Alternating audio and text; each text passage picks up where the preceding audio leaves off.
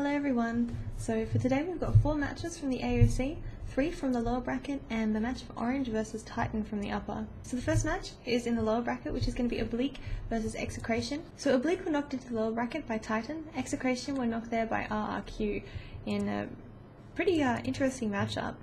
So Oblique have been losing a lot and we haven't seen them win since the ACG back in December, unfortunately. This is a loser bracket as well, so if they get knocked out it's going to be pretty sad. Execration, same deal though. I mean, they recently had a change of players, so they lost their mid Arbang. Last time I saw them play, it was slightly lackluster, but I'm unsure if this was their first official game with the new 5. Since losing Arbang, Execration has been switching the roles and heroes up, which is leading to slight misplays from what I've seen. So while this could be an easy win for Execration, they also might take a fall if Oblique play very well. I'm expecting an easy win for Execration if their laning issues are sorted out, but we'll have to see. I mean, in the game versus RRQ, they had Arbang playing mid and off lane and carry as well. Ninja Boogie took the mid lane, the off lane, and they just couldn't seem to decide who was playing what. So we'll have to see exactly what their roles and plans are for this best of 1 coming up. Garuda versus First Departure is the second game. So Garuda is a new team, but they recently managed to take a game off of Orange. And being completely honest, I did see this game. This loss was totally the fault of Orange, though Garuda did manage to capitalise on the mistakes of Orange. So they had some beautiful initiations with Nagasar and Song into 3 or 4 man black holes.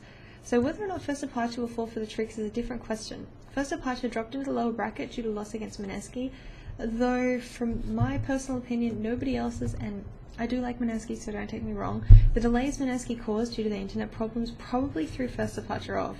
I mean, the best of 3 took over 5 hours due to Mineski having internet problems, and while it's totally not Mineski's fault, I do feel some sympathy for First Departure who waited so long and were obviously quite thrown up. I mean, Chibi accidentally suicided to neutrals, he was that tired after waiting for so long.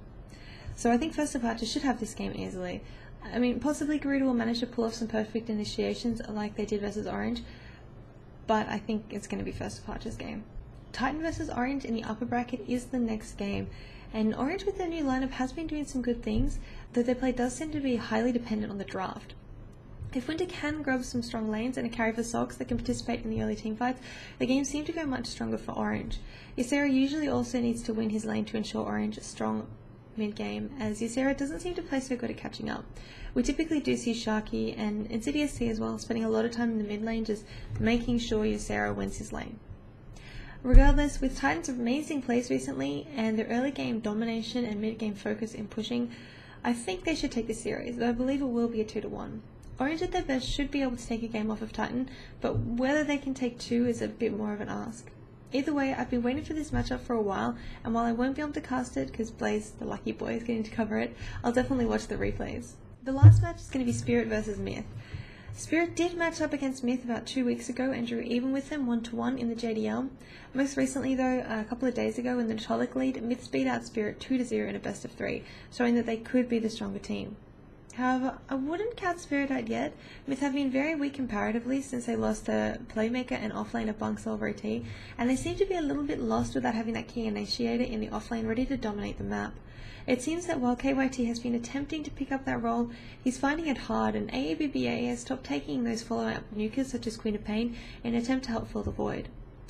If Spirit can pull through another game like they did in the JDL, maybe they can take a game off of Myth Trust, though I would say Myth seem to have this in the bag. Risky bettors could bet on Spirit, in my opinion. If Spirit draft and play their best, they can take Myth out. However, for those feeling a bit safer, I would bet on the side of Myth and hope that Spirit have a bad night. And that is it for today, so thanks for watching, and I'll see you tomorrow. Bye!